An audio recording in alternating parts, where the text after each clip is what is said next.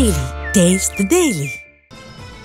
Cinema వాళ్ళ గల్లా పెట్టెలు మునుపట్ల అన్నట్లేదంటే box office లో బొత్తిగా ఖాళీ అయిపోతున్నాయంటే థియేటర్లు ఖాళీ సీట్లతో బోసిపోతున్నాయంటే అసలు కారణం ఏమై ఉంటుంది? ఓటీటీలు పైరసీలు కాదు, ఇంకేదో ఉంది. ఏంటది? ఫిల్మ్ ఇండస్ట్రీ రెవెన్యూకి గండి కొట్టే ఆ విలన్లు ఎవరై ఉంటారు? రవి గారినే రాబిన్హుడ్ చేసిన లోకంలో ఉన్నాం మనం. ఇక మీరు ఇంకా 90s దీనికి ఏం బౌలింగ్లు ఇస్తారు? ఇంకా ఆ రాబిన్హుడ్ అయిపోయాడు మాకు. మేమేదో తప్పు చేసినా 50 రూపాయలు టికెట్ పెంచితే రేటు. అది మ్యాటర్. తప్పు మాది కాదు, మీదే. మీ మెదళ్లలోనే ఏదో పురుగు చేరింది అనేశారు ప్రొడ్యూసర్ నాగవంశీ. వారానికి 100 సినిమాలు రిలీజ్ అయినా చూసి తరించేవాళ్లు 90s లో ఆడియన్స్. మరి ఆ మ్యాజిక్ ఇప్పుడేమైంది, ఎక్కడికి పోయింది అన్న ప్రశ్నకు ఆయనిచ్చిన ఎమోషనల్ రియాక్షన్ ఇది. 90s లో ఆడియన్స్ వేరు, ఇప్పటి ఆడియన్స్ వేరు. ఇండస్ట్రీకి ద్రోహం చేసే పైరసీగాళ్లకే రాబిన్ హుడ్స్ గా ఎలివేషన్స్ ఇస్తున్నారంటే తప్పెక్కడ జరుగుతున్నట్టు అన్నది నాగవంశీ పాయింట్. డెఫినెట్లీ ఇప్పుడు ఈ సోషల్ మీడియా వల్ల మస్తు అంటే కొత్త కొత్త టర్మ్స్ వస్తున్నాయి. బ్రెయిన్ రాట్, బ్రెయిన్ ఫాగ్ అని, అవన్నీ అందరికీ జరుగుతున్నాయి.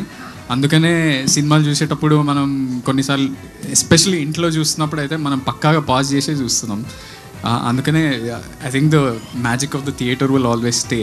తప్పంతా సోషల్ మీడియాదే. నాసి రకం రీల్స్ చూసి చూసి మన మెదళ్లను వాటికే అప్పగించేస్తున్నామా?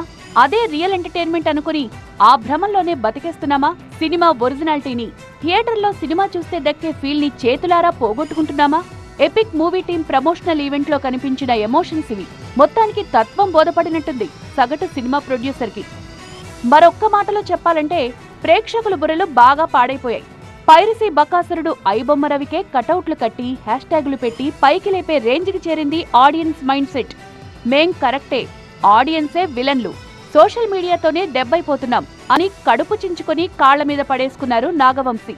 తర్వాత సర్దుకున్నారు, టంగు స్లిప్ అయిందంటూ లెంపలేసుకున్నారు. మాట్లాడితే నాకు పండగ సినిమా వస్తుంది, దాన్ని ఏదో బ్రష్ పట్టిస్తారు. వద్దు, నేనేదో కామెడీ కన్నా అక్కడితో అయిపోయింది. పైరసీతో వసూళ్లు తగ్గాయన్న బాధ కంటే తమ కడుపు కొట్టిన ఖల్నాయక్ ఐబొమ్మ రవిని హీరోగా చేసిన సోషల్ మీడియా ప్రొడ్యూసర్ల కడుపు తరుక్కుపోయేలా చేసినట్టుంది.